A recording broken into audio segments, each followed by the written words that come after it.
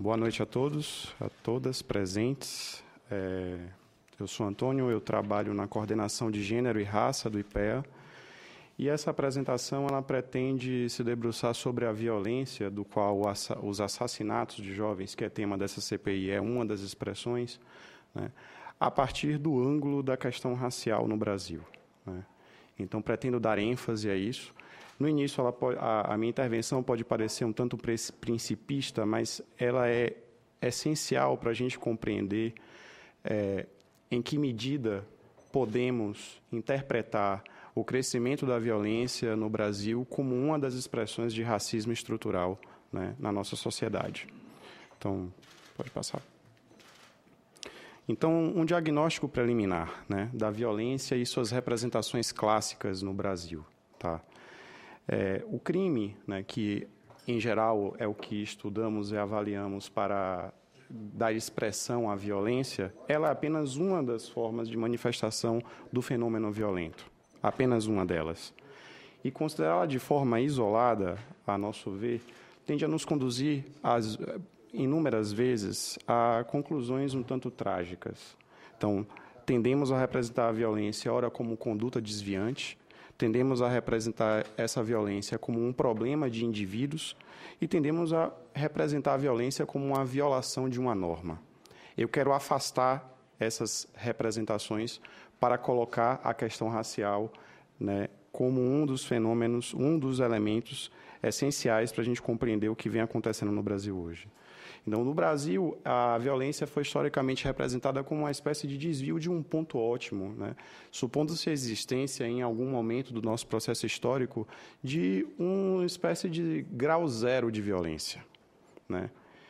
E foi sob esse pano de fundo que se ergueu um dos mitos fundadores da sociedade brasileira, um dos elementos desse mito fundador, que é o mito da cordialidade. Então, o que é o mito da cordialidade na tradição clássica da sociologia brasileira, né? A representação do povo brasileiro como gente ordeira e pacífica, né? A escravidão como um encontro feliz entre as raças, o racismo como um problema dissolvido pela miscigenação ao longo do nosso processo histórico, né? O crime como uma espécie de desvio individual, resultado da malandragem e da vadiagem, que inclusive foram tipificados ao longo do século XX como crime, né? Um tipo penal criado especificamente para disciplinar o corpo negro na sociedade brasileira. E esse mito, ele permitiu que a repressão ela fosse utilizada como uma espécie de forma de restituição dessa paz genuína, dessa normalidade perdida, né, resultado de um crime praticado por um indivíduo. Então, a repressão ela ganhou legitimidade como forma de resolução dos nossos conflitos, apoiada também nessas formas de representação, né? E essas formas de representação instituíram práticas, políticas públicas, elas construíram instituições públicas no Brasil, dentre elas o aparato policial, lá no século XIX. Tem uma pergunta sobre a qual essa CPI se debruça, que me parece instigante e que é o fio condutor para pensar a violência a partir da questão racial. Essa CPI se pergunta: o que tem tornado possível a violência letal de jovens, inclusive a policial, na escala em que ocorre no Brasil? Tem uma série de outras perguntas, mas me parece que essa que é abrangente o suficiente para a gente se debruçar sobre a violência, sobre as suas diversas formas de manifestação. Então, uma das primeiras questões que nós trazemos no IPEA como uma das interpretações sobre esse fenômeno é que a gente vive um momento, e isso está atravessado em todo o nosso processo histórico, que a questão social foi tratada como um problema de segurança pública. Tá?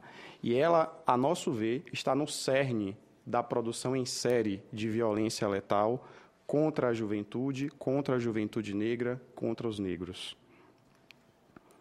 O Estado Penal ele tem sido classicamente convocado para resolver a violência difundida, né, conjuntamente pelo sistema econômico, político e social, e a apresentação que eu elaborei vai se debruçar um pouco sobre essa série de violências e a gente vai poder vislumbrar de que modo o Estado brasileiro responde apenas através do Estado Penal como uma forma de resolver essa violência sistêmica. E, classicamente, a segurança pública ela foi um elemento central como forma de conter a violência difundida pelo conjunto do sistema econômico e político. Ela foi estruturada, sobretudo, para debelar aqueles que eram considerados inimigos internos. Então, se formos no cerne da Constituição, do aparato policial, do aparato repressor legislado no Brasil, lá no século XIX, a gente vai poder identificar que foi exatamente nos períodos em que se intensificaram as rebeliões de negros escravizados que surgiram as legislações mais repressivas, né? Tanto na legislação imperial, quanto em códigos de posturas municipais adotados em algumas cidades. E essa legislação ela foi construída para regular uma força de trabalho negra que estava paulatinamente conquistando liberdade e se aglutinando nos centros urbanos que então cresciam no século XIX. Tá? Então, essa política de segurança pública, que é um dispositivo colonial permanente ao longo da história brasileira, ela orienta a classificação dos sujeitos a serem eliminados e controlados, né, a partir de um suposto comportamento desviante. Né? A capoeira já foi considerada, por exemplo, um comportamento desviante, né? Só para a gente lembrar. Adota uma retórica estigmatizante e belicista que associa comunidades negras a um lugar de perigo e desordem, né? Metáfora racista de uma natureza que precisa ser civilizada. E aí é importante invocar essas representações para pensar algumas políticas de segurança pública que estão se consolidando, sobretudo em territórios negros, como territórios que precisam ser civilizados, uma natureza que precisa ser controlada, né? Civilizar esses territórios negros, né, significa instituir políticas e medidas de controle e de securitização da vida, né, que tem no corpo negro, e tem tido no corpo negro o seu alvo preferencial. Eu vou depois ilustrar com alguns exemplos concretos para a gente tornar isso mais palpável, além dos dados. Tá? O sistema penal que a gente tem hoje no Brasil, ele não abrange apenas o cárcere, e é importante dizer isso. Hoje, basicamente, as favelas são representadas como uma outra forma de encarceramento. Se a gente pensar, por exemplo, que alguns morros no Rio foram cercados, o que é aquilo senão uma nova forma de encarceramento? Tá? E a gente tem o desenvolvimento de tecnologias inúmeras de controle e vigilância social que dão configuração a uma espécie de gestão policial da vida. A gente tem uma proliferação de arquiteturas anti-indesejáveis. Aqui deve ter pessoas de inúmeras cidades e sabe que em algumas cidades começaram a surgir algumas formas arquitetônicas que impedem que a população de rua ocupe, por exemplo,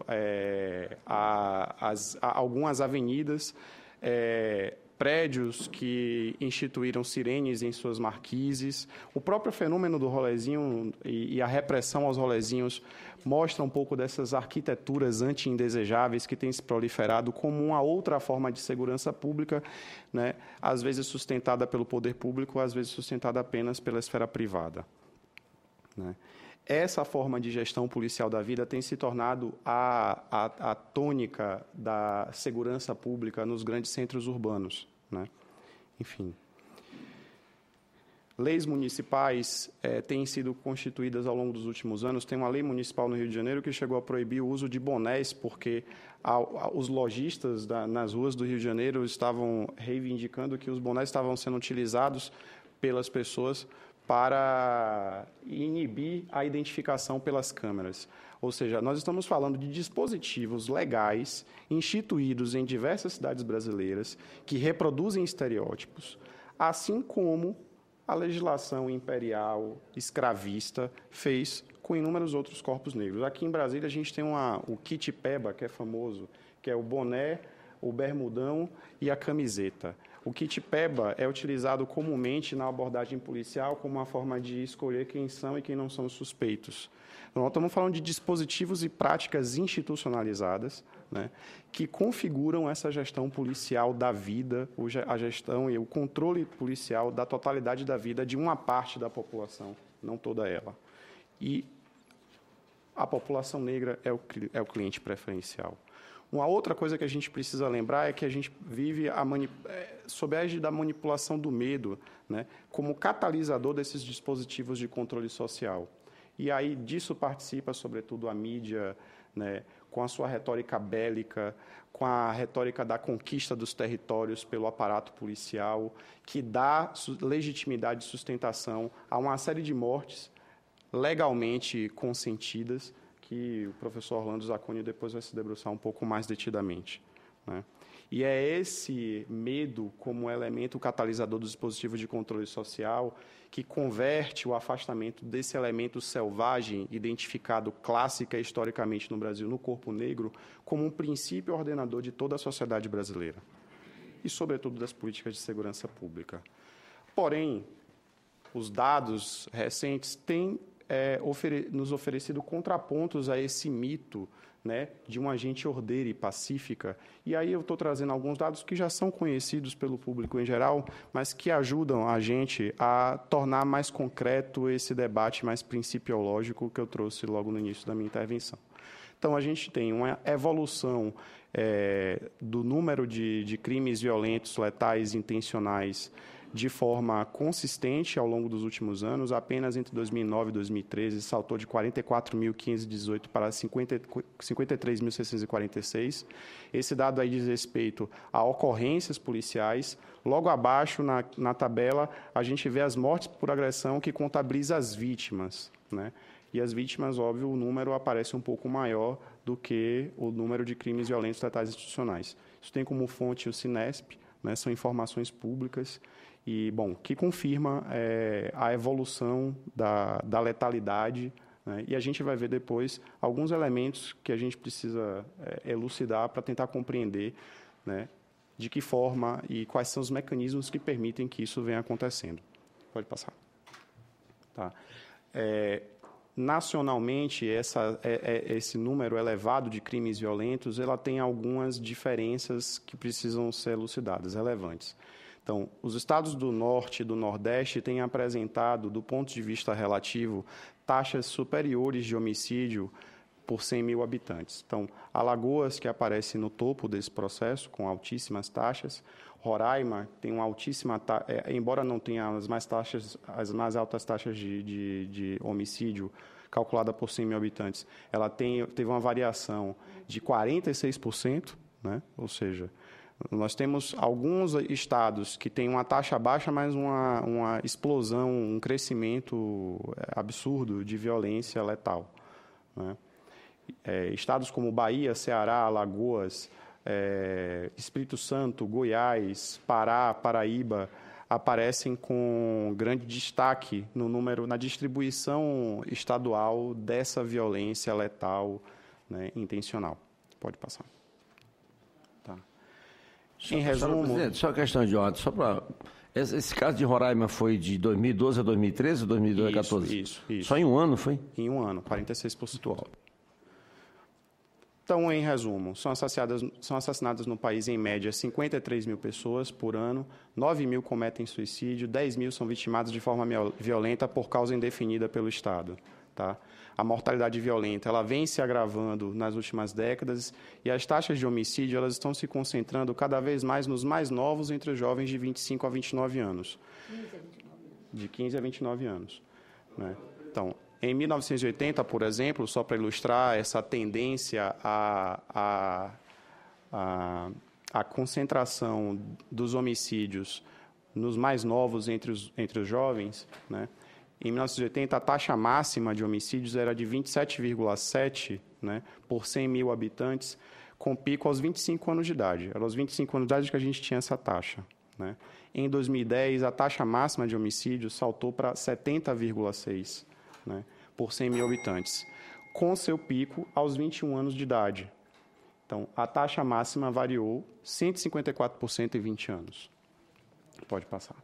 Então, a relação entre essa taxa e as armas de fogo. A taxa máxima de homicídios por arma de fogo era 14,4 por 100 mil habitantes em 80, com pico aos 25 anos de idade. Em 2010, essa taxa máxima de homicídios por arma de fogo era de 59,3 por 100 mil habitantes, com pico aos 20 anos de idade. O que significa dizer que somente considerando os homicídios por arma de fogo, nós tivemos, considerando a taxa máxima, né, 314,7% de aumento, tá? Com uma concentração maior, cada vez maior, nos mais novos, entre os jovens, de 15 a 29 anos. Pode passar. Então, mortes por agressão com esse uso de arma de fogo. A gente tem 71% das mortes por agressão praticadas no Brasil são oriundas do uso de arma de fogo. 29% sem arma de fogo. Vou passar rápido por causa do tempo. Pode passar. Tá? A gente tem uma seletividade sistêmica nesse fenômeno violento e nos homicídios como um dos fenômenos da violência. Então, aí a gente tem nesse quadro, nesse gráfico, o cálculo da taxa também por 100 mil habitantes. Se vocês podem observar que entre os negros a taxa é infinitamente maior, os negros são a coluna em azul e os não negros em vermelho. Basta olhar de imediato, em quase todos os estados, a taxa de homicídio de negros é infinitamente maior se comparadas com a de não negros. Pode passar. O mapa da violência 2014 revelou um pouco dessa seletividade sistêmica como uma das marcas do funcionamento da violência no Brasil, né? Então, no período de 2002-2012, você teve uma queda da taxa de homicídios da população branca e incremento da vitimização da população negra.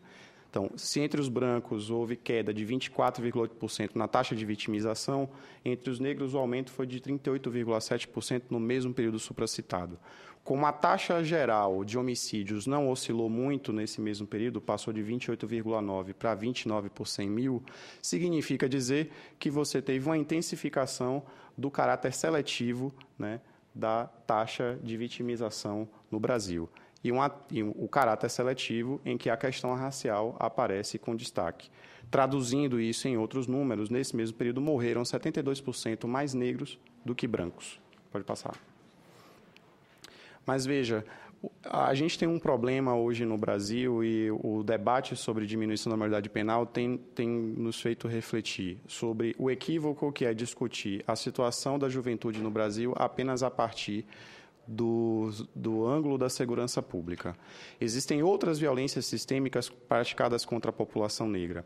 É bem verdade que nos últimos anos os indicadores sociais melhoraram muito, em geral, para a população negra e para a população branca. Os dados mostram isso e não há o que se discutir. Porém, a desigualdade entre as raças, ela praticamente permaneceu intocada. E nós estamos tratando essas desigualdades raciais como uma das expressões de racismo e como expressão, portanto, de violência sistêmica. Então, vocês podem observar que, considerada a população por faixa etária, né, e dividida por faixa de salário mínimo, a gente tem, em quase todas as faixas, uma presença quase o dobro da presença de negros, né, nas faixas mais precarizadas da população brasileira, compreendidas elas por faixas de salário mínimo, se comparados com os brancos, né? Enfim, pode passar. Isso também ganha expressão, por exemplo, se a gente considerar as condições de moradia da população negra, né, se comparada com a população branca. Então, os indicadores para a população branca são sempre melhores quando comparados com a população negra, né, independente do lugar, do local de residência, se em região metropolitana, se em região urbana não metropolitana ou se em região rural. Em alguns casos, a gente tem mais do que o dobro da presença de negros nas condições mais precárias, né, se comparados com os brancos. Então, isso é uma desigualdade que diz respeito a elementos estruturais da sociedade brasileira que não foram debelados. Pode passar. A taxa de desocupação também expressa isso na população de 10 anos ou mais de idade, considerada por faixa etária. A população branca goza de melhores indicadores quando comparados com a população negra. Eu vou passar esses dados porque isso vai ficar disponível para a CPI, então a gente pode passar direto, né? Isso também se repete com relação ao rendimento médio mensal, a distribuição percentual da população ocupada, enfim. Então, só para tentar finalizar, né, infelizmente não vai dar para falar tudo, mas nas respostas a gente pode avançar sobre outros elementos que aparecem na apresentação. a gente tem continuidades históricas que precisam ser encaradas, né? Então, o direito penal no Brasil, que foi fundado não no crime, mas no criminoso, e o criminoso é um oponente racializado historicamente. Esse sistema penal não foi instituído para conter delitos, ao contrário do que está enraizado no senso comum, mas para perseguir indivíduos, tá?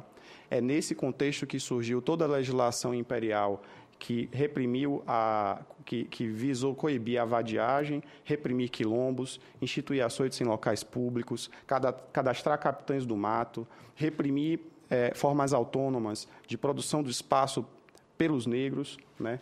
Tal como os quilombos, os terreiros, os cantos de trabalho. Tá? O controle e a circulação dos negros e a permanência dos negros em locais públicos, o controle da atividade profissional exercida pelos negros na rua, o controle da diversão pública dos negros e as medidas higienistas que tiveram como seu principal cliente a população negra. Como não há mais tempo para falar, eu vou encerrar por aqui e, durante as próximas intervenções, nas perguntas, eu posso me debruçar sobre o resto da apresentação. Muito obrigado.